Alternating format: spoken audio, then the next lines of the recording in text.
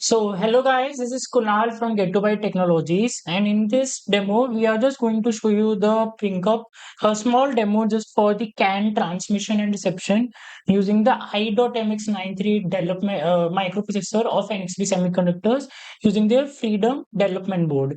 And as you can see on the screen, this is the FRDM i.MX93 having multiple features like of automotive Ethernet, USB, HDMI 55BLA chips, and number of inbuilt peripherals on the i.MX93 for cryptography, security engines, and AI models. And so, as to build those things, we have first of all started with the CAN communication. So, as to start with the basic things, and we have connected the CAN Inomic tool.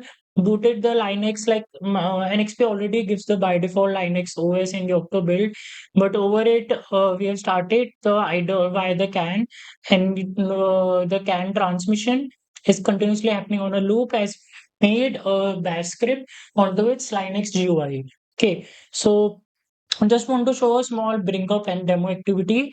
Stay tuned to us as all these videos and how this is being set up will be coming up in the upcoming videos, and we'll be building next level of AI and security applications.